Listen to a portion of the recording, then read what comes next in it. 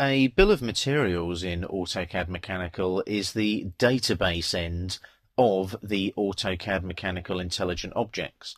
So what I've done in the part reference exercise is I've linked these two parts here. Now they have automatically been added to the bill of materials. So if I go to annotate here and go to BOM, bill of materials, like so, and come into the drawing, it says specify bill of materials to create or set current.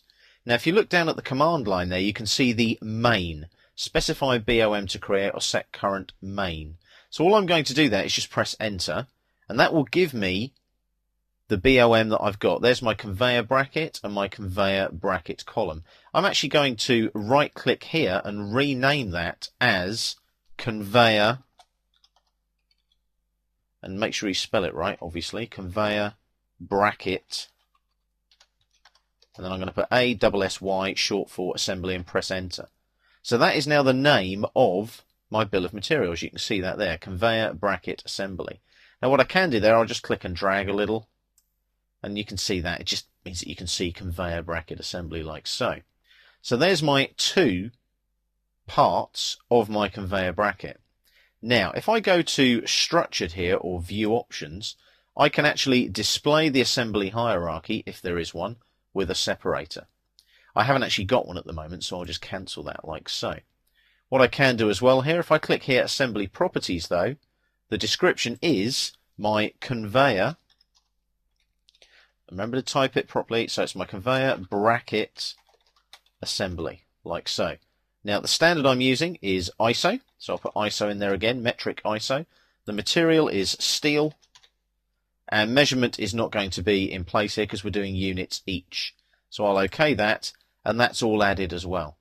So what I've done is I've set up my bill of materials there. So I'll click on settings, and you recognise this now?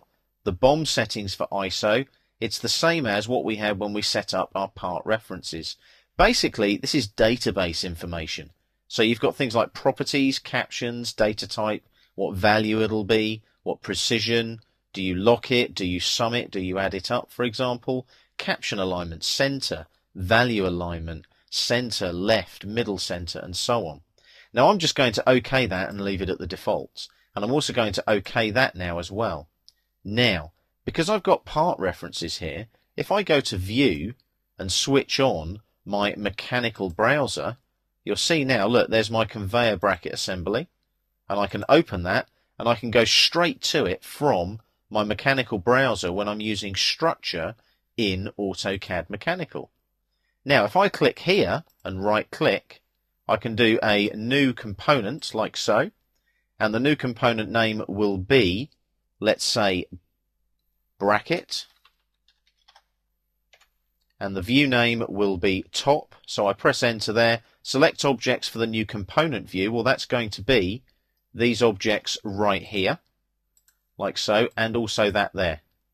So I'll right click, I'll also select the hole through the bracket, and then the base point there will go with the center, so it's a shift and a right click, and center of that circle right there. So there's my bracket top. Now, conveyor bracket assembly, if I go there, right click open, doesn't change anything, you'll notice.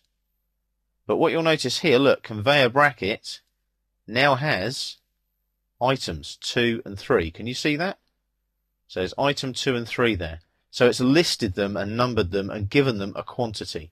So this will start to build up. Now I've got a very basic one here, but if you've got a very complicated mechanical drawing, this is where you can start actually basically iterating every single part of your assembly or your design. So I'll just cancel that for now.